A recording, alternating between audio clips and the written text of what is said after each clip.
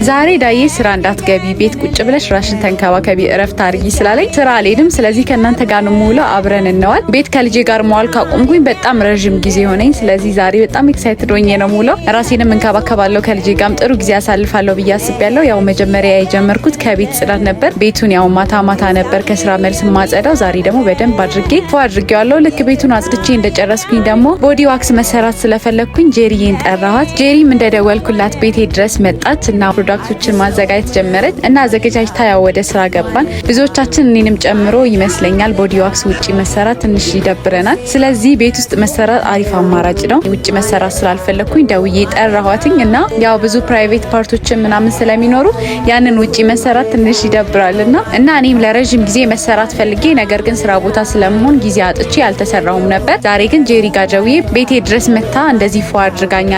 እርግጠኛ ነኝ ብዙ ባለትዳር ሴቶችና እናቶች ራሳችሁን ለመጠበቅ ውጭ ወጣችሁ መሰራት ምናምን ታስባላችሁ፣ ግን ጊዜ እንደማይኖራችሁ። ስለዚህ በአንድ ስልክ ጥሪ ቤታችሁ ድረስ ጄሪዬ መጥራት ትችላላችሁ። እዛው ቤታችሁ ሆናችሁ ከልጆቻችሁ ሳትለዩ መሰራት ትችላላችሁ። ደግሞ ቦዲ ዋክስ ብቻ አይደለም የምትሰራው፣ ዋን ባይ ዋን አይላሽም ትሰራለች። የሙሽራ ፓኬጅም ስላላት ሙሽሮች ይህንን እድል ተጠቀሙ እንዳያመልጣችሁ ላላ እና እኔም ፍሪ በሆንኩበት ቀን ጠርቻት ተሰርቻለሁ። እናንተ መሰራት ከፈለጋችሁ ስልክ ቁጥሯን ከስር ካፕሽን ላይ ጽፈላችኋለሁ። እንዲሁም ደግሞ ለወንዶችም ለሴቶችም የሚሆን ፕራይስ ስላላት ፕራይሷንም ከስር ካፕሽን ላይ ጽፋለሁ። አካውንቷንም ታግ አድርግላችኋለሁ። እኔም ደግሞ አመስገኛት ሂሳቧን ከፍያት ተሰነባብተናል። ሂሳቧም ደግሞ በጣም አፎርደብል ነው። ከዛ በኋላ ያው ሻወር ገባሁኝ፣ ሎሽኔ ምናምን ተቀባባሁኝ። ይሄንን 7 ፒስ ፒጃማ በባለፈው ቪዲዮ በጣም ስለወደዳችሁት ድጋሚ በሌላ ከለር ገዝቻለሁ። እናንተ ማዘዝ ከፈለጋችሁ አካውንቷን ከስር ሜንሽን አድርግላችኋለሁ። ከሀቡ ኮሌክሽን የገዛሁት ይሄን ይመስል ነበር ውሎዬ። አብራችሁኝ ስለቆያችሁ አመሰግናለሁ። መልካም ቀን ይሁንላችሁ። ባይ